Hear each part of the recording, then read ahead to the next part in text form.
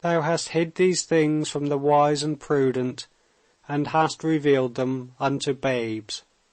So Levin thought about his wife as he talked to her that evening. Levin thought of the text, not because he considered himself wise and prudent. He did not so consider himself. But he could not help knowing that he had more intellect than his wife and Agafea Mihalovna. And he could not help knowing that when he thought of death, he thought with all the force of his intellect. He knew too that the brains of many great men, whose thoughts he had read, had brooded over death, and yet knew not 1/100th part of what his wife and Agafea Mihalovna knew about it.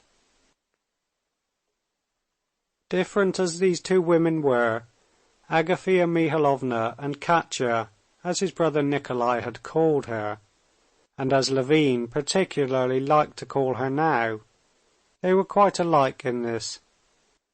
Both knew without a shadow of a doubt what sort of thing life was, and what was death, and though neither of them could have answered, and would even not have understood the question that presented themselves to Levin, both had no doubt of the significance of this event, and were precisely alike in their way of looking at it, which they shared with millions of people. The proof that they knew for a certainty the nature of death lay in the fact that they knew without a second of hesitation how to deal with the dying and were not frightened of them. Levin and other men like him, though they could have said a great deal about death, obviously did not know this, since they were afraid of death and were absolutely at a loss what to do when people were dying. If Levin had been alone now with his brother Nikolai, he would have looked at him with terror, and with still greater terror waited, and would not have known what else to do. More than that, he did not know what to say, how to look, how to move. To talk of outside things seemed to him shocking, impossible. To talk of death and depressing subjects, also impossible. To be silent, also impossible. If I look at him, he will think I am studying him, I am afraid. If I don't look at him, he'll think I'm thinking of other things. If I walk on tiptoe, he will be vexed. To tread firmly, I'm ashamed. Kitty evidently did not think of herself, and had no time to think about herself. She was thinking about him, because she knew something, and all went well. She told him about herself even, and about her wedding, and smiled and sympathized with him, and petted him, and talked of cases of recovery, and all went well. So then she must know. The proof that her behavior and Agafea Mihalovna's was not instinctive, animal, irrational, was that apart from the physical treatment, the relief of suffering, both Agafea Mihalovna and Kitty required for the dying man something else more important than the physical treatment, and something which had nothing in common with physical conditions. Agafea Mihalovna, speaking of the man just dead, had said, "Well, thank God, he took the sacrament and received absolution. God grant each one of us such a death." Katya, in just the same way, besides all her care about linen, bed-sores and drink, found time the very first day to persuade the sick man of the necessity of taking the sacrament and receiving absolution. On getting back from the sick room to their own 2 rooms for the night, Levin sat with hanging head, not knowing what to do. Not to speak of supper, of preparing for bed, of considering what they were going to do. He could not even talk to his wife. He was ashamed to. Kitty, on the contrary, was more active than usual. She was even livelier than usual. She ordered supper to be brought, herself unpacked their things, and herself helped to make the beds. Did not even forget to sprinkle them with Persian powder.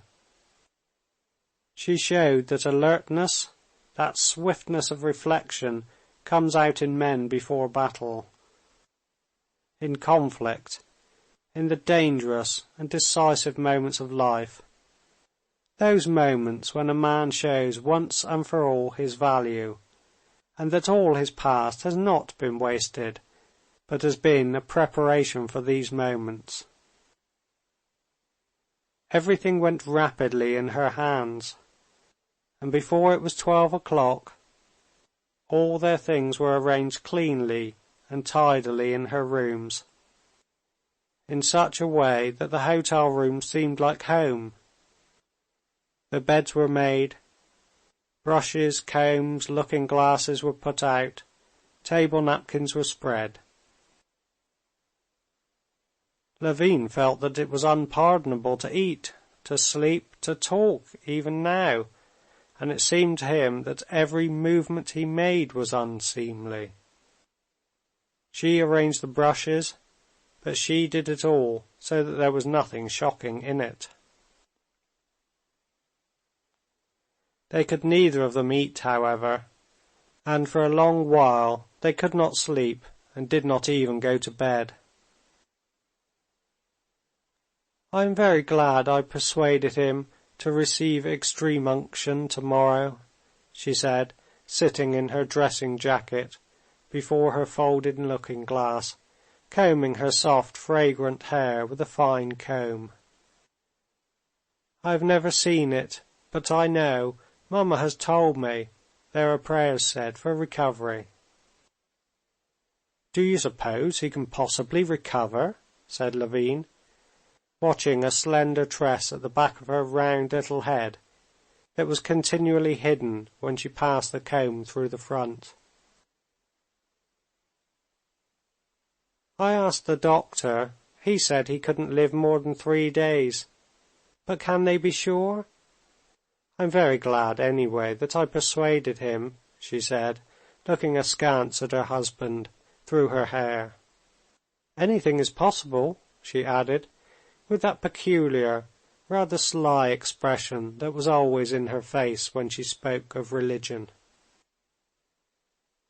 Since their conversation about religion when they were engaged, neither of them had ever started a discussion of the subject.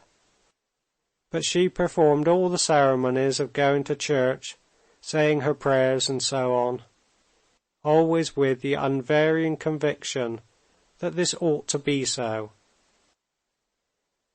In spite of his assertion to the contrary, she was firmly persuaded that he was as much a Christian as she, and indeed a far better one. And all that he said about it was simply one of his absurd masculine freaks, just as he would say about her broderie anglaise, that good people patch holes, but that she cut them on purpose, and so on. "Yes, you see, this woman, Marya Nikolaevna, did not know how to manage all this," said Levin, "and I must own I'm very, very glad you came. You're such purity that—" He took her hand and did not kiss it. To kiss her hand in such closeness to death seemed to him improper. He merely squeezed it with a penitent air, looking at her brightening eyes. "It would have been miserable for you to be alone," she said, and lifting her hands, which hid her cheeks, flushing with pleasure, twisted her coil of hair on the nape of her neck and pinned it there. "No," she went on, "she did not know how." Luckily, I learned a lot at Soden." "Surely there are not people there so ill?" "Worse." "What's so awful to me is that I can't see him as he was when he was young. You would not believe how charming he was as a youth, but I did not understand him then." "I can quite believe it. How I feel that we might have been friends," she said, and, distressed at what she had said, she looked round at her husband, and tears came into her eyes. "Yes, might have been," he said mournfully. "He's just one of those people of whom they say they're not for this world." "But we have many days before us. We must go to bed," said Kitty, glancing at her tiny watch. Chapter 19.